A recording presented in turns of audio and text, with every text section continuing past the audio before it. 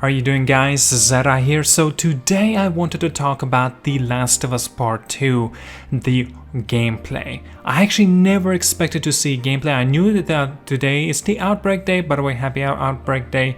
And also, I never expected to see gameplay. And mind you, we've gotten to see it. It's awesome. We've gotten the opportunity of seeing it about almost 7 minutes of gameplay, but they were cut out a little bit, bits and pieces. And mind you, everything that I have just seen, it looks fluid, it looks fantastic, and it looks very, very good. I am very, very happy with what I have gotten to see as well.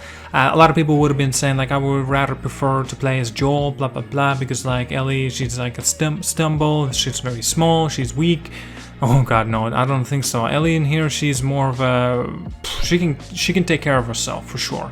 From this gameplay, you can definitely already tell. Also, the environment and how everything looks around Ellie and everything, it seems seamless. It feels like you're a part of this world. There's no compromises to it. Well, at least how I felt about it. And it feels good to watch. It feels good to play. I'm sure of it. And as well, you know, if you are expecting to see something The Last of Us, you got it. It's all here, but it's improved in every single regard that you can expect. It's just fantastic.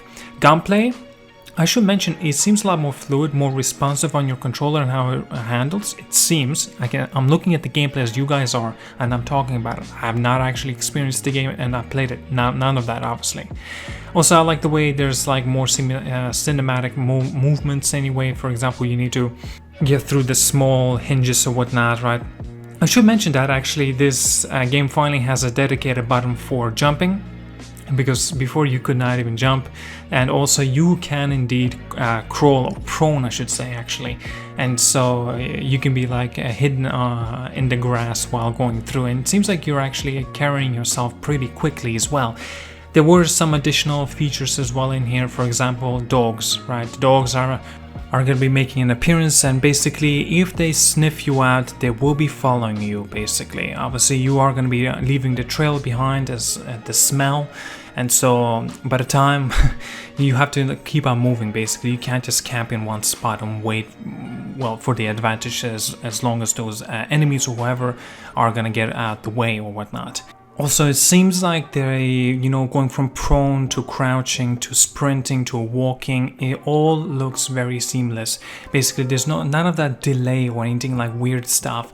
And the gameplay and how it carries out is fluid. Again, I've just mentioned it. Like, basically carries itself out far better.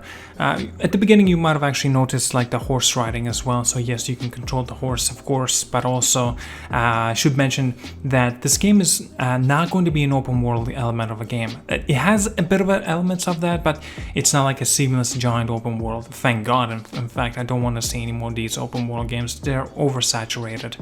I should mention the other part as well of The Last of Us Part 2 will not have a multiplayer.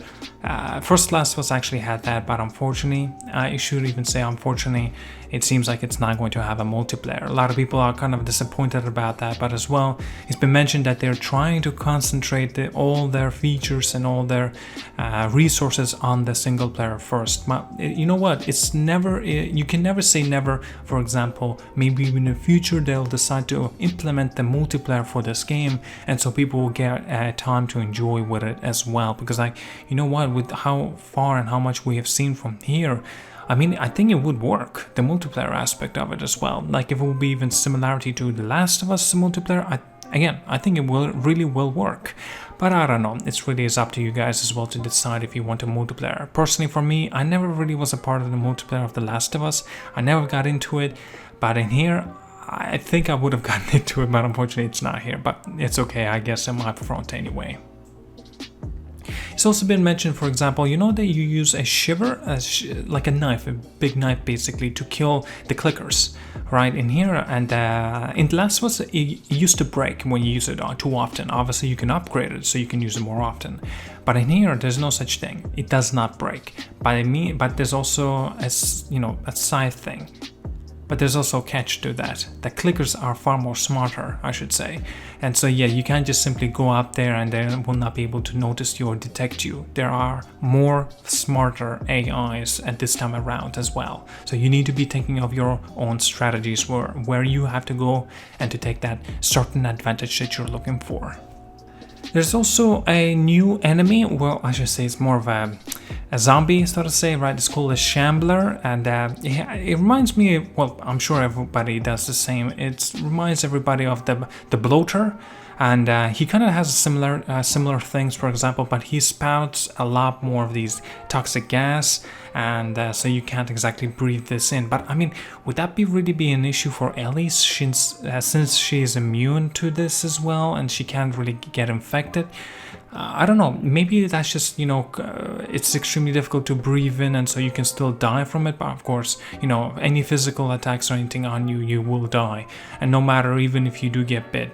And of course, loss of blood, like you still are human, except you just cannot turn into one of these things. If you die, you die.